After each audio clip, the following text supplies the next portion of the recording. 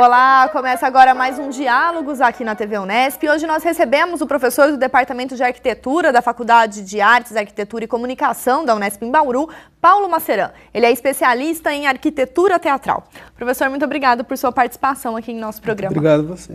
Professor, nessa sua atuação vinculando a questão da história com a arquitetura teatral, você desenvolveu em 2016 uma pesquisa de pós-doutorado indo a Lisboa para fazer uma investigação relacionada aos teatros portugueses e também brasileiros. Eu gostaria que o senhor comentasse um pouco como que surge essa pesquisa de resgatar um pouco dessa história dos teatros aqui em nosso país e em Portugal. Sim, há muito tempo já eu estudo os teatros antigos do Brasil e de Portugal, né? É uma linha de investigação e de especialização que eu desenvolvo já desde o mestrado. E há muito tempo, então, há várias questões pendentes sobre essa arquitetura de teatros que se desenvolveu no Brasil no século XVIII ou a partir do século XVIII, estão ainda nebulosas, né, e muito ocultas pela história, pela falta de memória, pela falta de documentação também. E a proposta dessa pesquisa ela veio nesse sentido, de tentar suprir um pouquinho essas lacunas todas que existem na historiografia da cultura no Brasil, basicamente. E a coisa é tão importante, para você ter uma ideia, que numa das minhas descobertas nesse processo de pesquisa, eu acabei, de alguma forma, descobrindo que a proclamação da independência no Brasil ela não ocorreu às margens do Ribeirão Ipiranga, como todo mundo conhece. Foi na Casa de Ópera de São Paulo. E como que o senhor fez essa descoberta? Pois é, por meio de documentação, né? Juntando relatos da época e, enfim, a partir disso, então, é possível ter a importância mesmo do que foi o teatro nesse início do Brasil, ou, né, durante ainda o período colonial, ou o Brasil já independente, depois firmando como nação. Nessa importância, né, do teatro, né, o que significava o teatro naquela época, lá no século XIX, e o impacto que isso tem hoje por conta desse resgate memorialístico que o senhor comentou? Sim, então esse é um dos focos da pesquisa justamente, né, tentar entender melhor a importância, ou melhor, o sentido do teatro naquela época. Se a gente imaginar que naquela época a única forma de diversão que existia, e não só a diversão, né, era o teatro, mas também era o espaço onde as reuniões políticas aconteciam, as reuniões sociais, tudo aquilo que não era desenvolvido dentro das igrejas, enquanto ato religioso, ato sacro, era desenvolvido nos teatros. E então o teatro ele era o local específico mesmo onde as reuniões aconteciam, a interação social das comunidades acontecia. E por isso foi muito importante o início da construção desses edifícios, que no Brasil existe um relato da primeira casa de ópera construída, que teria sido em Salvador, na Bahia, ainda enquanto era capital do estado do Brasil, mas teria sido demolido logo em seguida por uma ordem do rei também, porque isso foi em 1731. Aquela época, o teatro ele ainda era entendido como um lugar não muito bem visto na sociedade, né, que se difundiam os maus costumes, enfim. Desse período, de 1730 até 1770, quando se iniciam, de fato, a construção de vários teatros pelo Brasil todo, por uma ordem do rei também, já não o Dom João V, mas o Dom José I, então ali se difunde mesmo o teatro enquanto um espaço de propaganda e dos bons costumes, e de preservação dos bons costumes, né, que esse passou a ser o entendimento do teatro a partir da segunda metade do século XVIII. E aí difundiu-se pelo Brasil todo a cultura do teatro, da arquitetura do teatro, que se chamavam casas de ópera naquele momento. E qual que é essa história do teatro, né? A gente tem esse resgate histórico, que também remonta um pouco ao nosso período da independência do Brasil, mas ao longo da sua pesquisa, que descobertas são essas sobre o teatro no Brasil? Então, a pesquisa ela tem trabalhado, num primeiro momento, nos teatros que são mais próximos a nós aqui, né? que se concentram nesse eixo Rio-São Paulo. E Minas, né, principalmente, porque em Minas ainda existem 2 teatros desse período praticamente intactos, que são o Teatro de Ouro Preto e o de Sabará. Os 2 construídos por volta de 1760, 1770. Então a pesquisa, num primeiro momento, ela abarcou esse universo, né, das casas de ópera do Rio, São Paulo e as mineiras.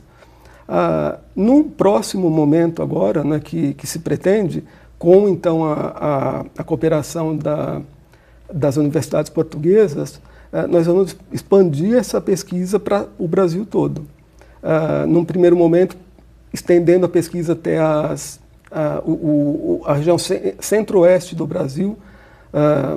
Se nós lembrarmos, né, Cuiabá, Goiás foram polos de mineração no século XVIII também. E foi o momento onde se urbanizaram de fato aquelas regiões todas. E nesse processo de urbanização as casas de ópera foram construídas. E da mesma maneira todo o Nordeste do Brasil já possuía nessa época suas casas de ópera. Nesse processo de construção, como que a gente pode comparar a arquitetura dos teatros que foram construídos nessa época com, né, as modificações, as alterações arquitetônicas ao longo dos séculos, professor? Então, essa é uma outra dificuldade da pesquisa também, porque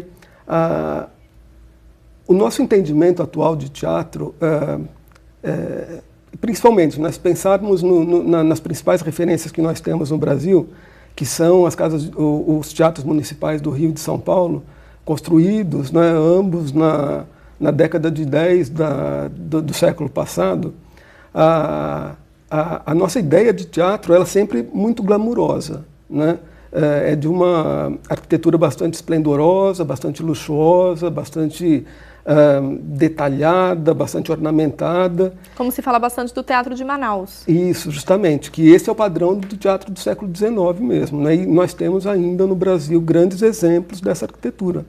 Mas quando nós falamos das casas de ópera do século XVIII, essa ideia ela precisa ser bastante contextualizada, porque o entendimento de um espaço ornamentado para o espetáculo, que era a casa de ópera na época, era muito diferente desse entendimento que vai se desenvolver no século XIX. E aí, os teatros aos nossos olhos contemporâneos são bastante simples, né? Sem muita ornamentação, sem aquela profusão de detalhes que a gente costuma perceber nesses teatros do século XIX.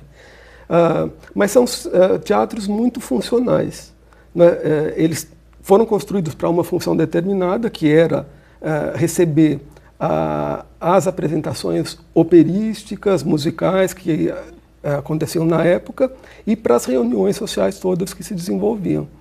E nesse sentido, eles casam muito bem com a função a que prestavam, né? Mas o entendimento é justamente para o nosso olhar contemporâneo, é de um teatro bastante simples, né? E por isso a historiografia também ela preteria um pouco esses teatros, né? Porque não eram teatros esmeradamente desenhados, como foram os seguintes a eles, né? Esse mesmo olhar histórico, né, em relação aos teatros, você fez uma pesquisa, parte dessa pesquisa durante 8 meses em Lisboa, Sim. Exatamente para investigar quais são esses teatros portugueses e que contribuição tem para a história, mas sobre isso a gente conversa daqui a pouco. O Diálogos vai para um breve intervalo e já volta.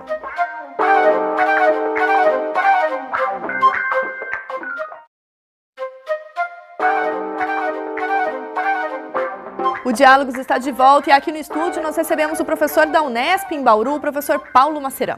Professor, nós conversávamos sobre a sua pesquisa que visa investigar a história dos teatros, né, a história da arquitetura dos teatros, melhor dizendo, e nós falamos sobre as descobertas em relação ao teatro, a configuração do teatro século XVIII, XIX aqui no nosso país. Mas parte dessa pesquisa também foi desenvolvida na Universidade de Lisboa. Eu gostaria que você comentasse um pouco a importância dessa investigação ao se pensar a cultura portuguesa.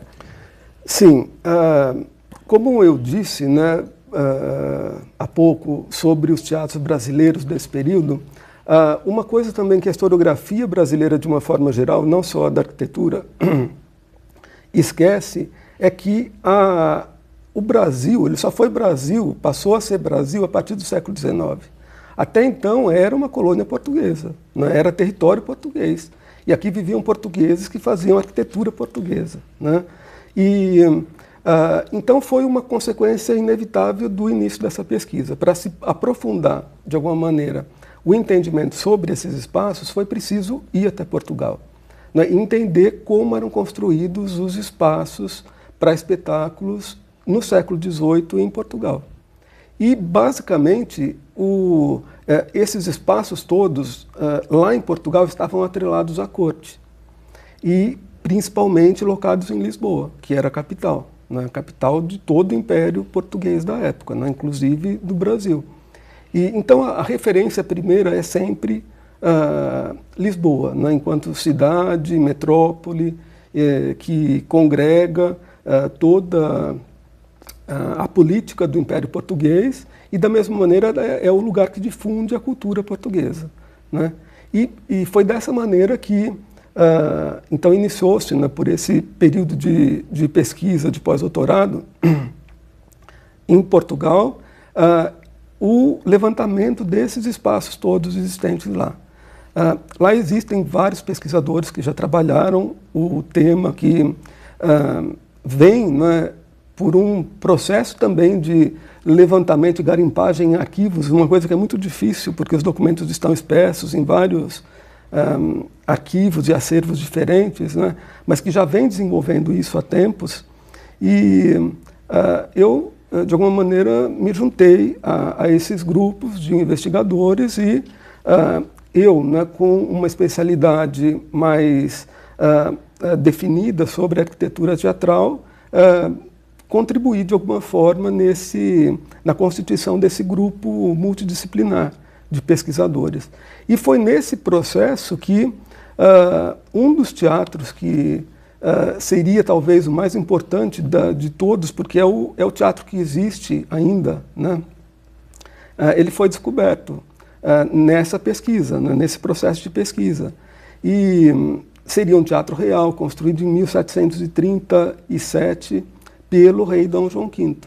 Então, o mesmo rei que mandou demolir a Casa de Ópera de Salvador, que foi construída naquela época, foi o rei que mandou construir uma casa de ópera ao lado da sua casa, que era o Palácio de Belém. E que continua intacta, professor? Continuava até pouco tempo atrás, porque esse prédio ele tem uma história muito interessante, porque e essa história foi descoberta nesse processo investigativo. Que até então mesmo. se desconheciam esse teatro, que é um dos mais antigos.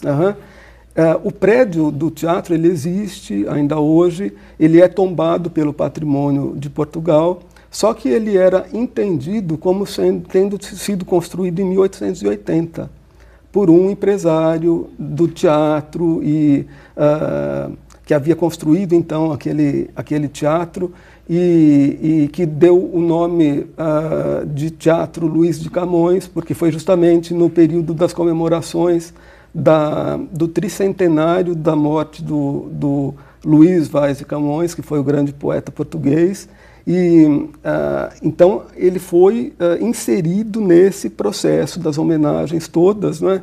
E essa história do teatro ficou perdida por muito tempo.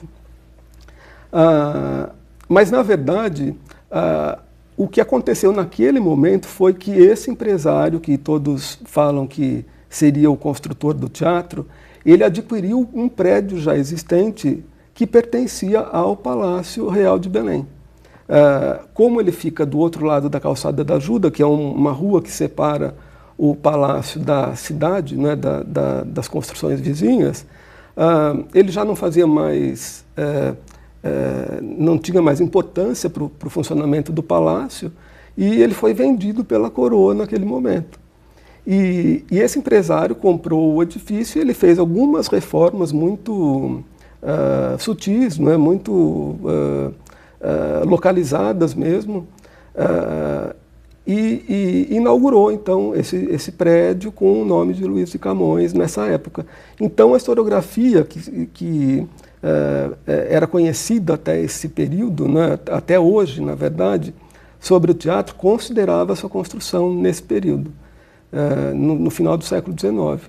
Mas quando nós começamos a pesquisa, o processo de pesquisa, foi possível perceber, primeiro, que esse era um teatro mais antigo. Né? Eu fiz visitas àquele prédio que existia, que até essa época, então, ele se encontrava intacto, porque ele pertence à Câmara Municipal de Lisboa.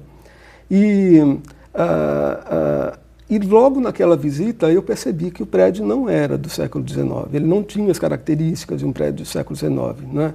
E isso, de alguma maneira, é o olhar do especialista que consegue desvendar na arquitetura existente. E isso me chamou a atenção e me levou a buscar um aprofundamento mesmo sobre a pesquisa do teatro. E aí foi possível descobrir que seria, então, o teatro que foi construído pelo Dom João V em 1737. O Dom João V, ele gostava de ópera, mas não era um fanático, como foi o seu filho, Dom José I, que assumiu o trono após o seu falecimento.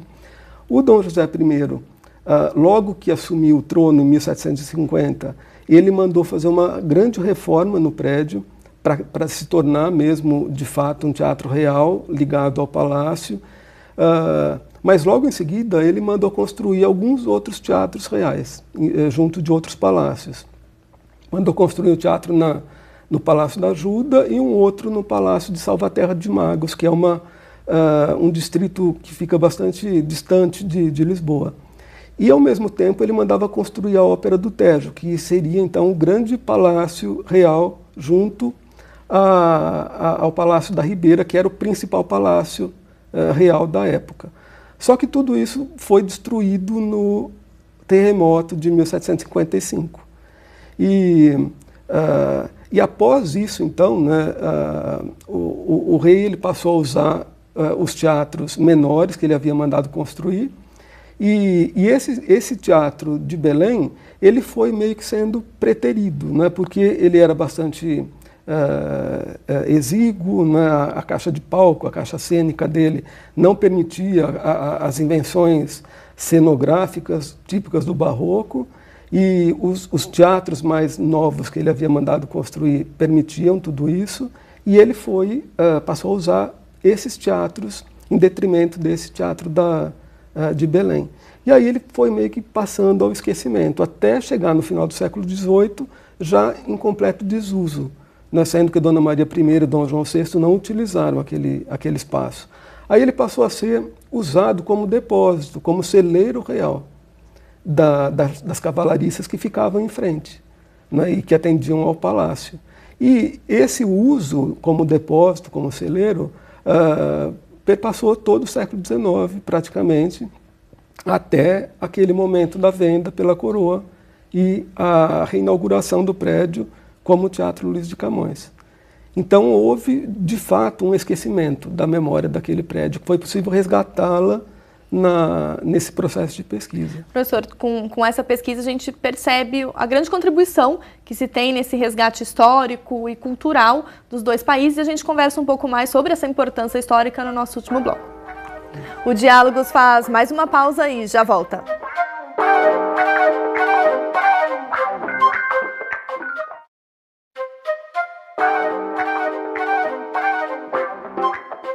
O Diálogos está de volta e hoje nós conversamos sobre a história da arquitetura teatral. Nosso convidado é o professor Paulo Maceran, da Unesp, em Bauru.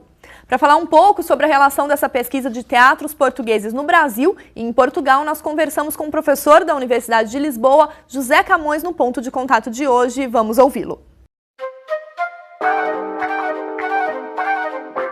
O Centro de Estudos de Teatro da Faculdade de Letras da Universidade de Lisboa tem uma linha de investigação que é a tentativa de reconstrução virtual dos espaços teatrais antigos da capital, portanto, de Lisboa, sobretudo. tivemos conhecimento do trabalho do professor Paulo Maceira, unimos esforços e juntámos sinergias na tentativa de chegarmos a acordo para futuras parcerias e que já estão a decorrer, inclusivamente. Tínhamos suspeitas de um teatro, o tal Teatro de Belém, como agora se tem vindo a chamar, ter sido um teatro do século XVIII. Documentação que nós investigamos no de Belém, que se situa na Calçada da Ajuda em Lisboa, será neste momento o teatro mais antigo que resta, com vestígios arquitetónicos e com elementos arquitetónicos de pé ainda.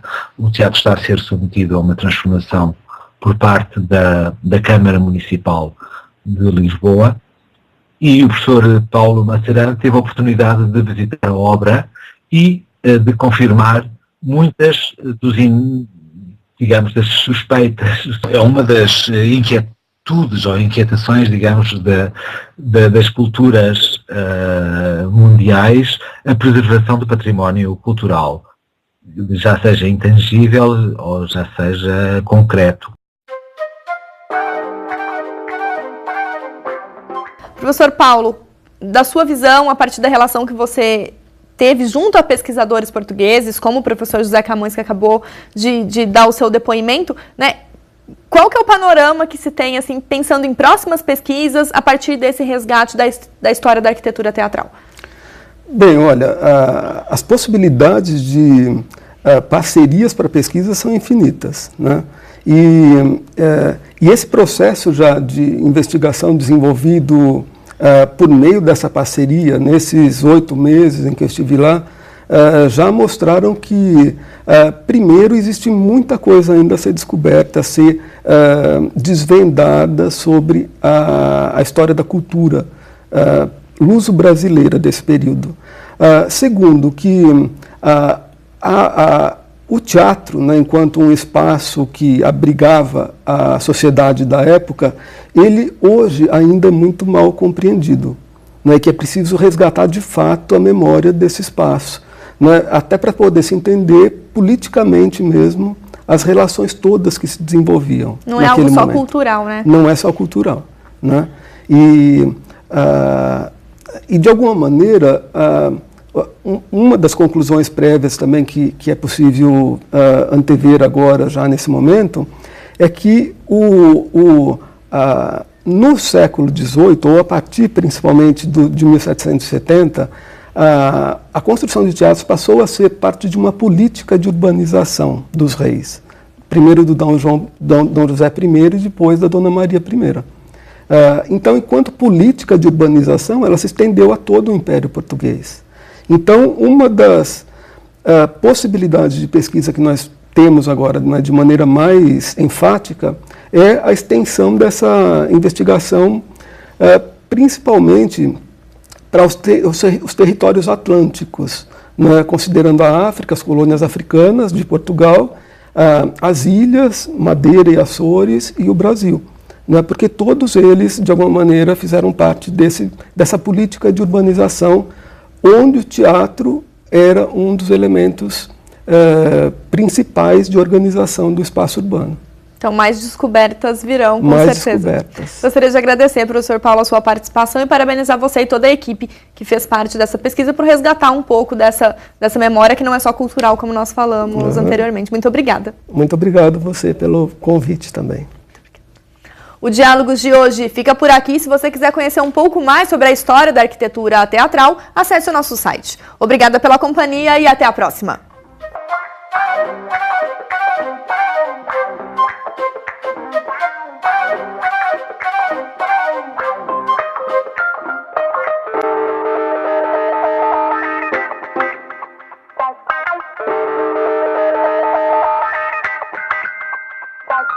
Bye.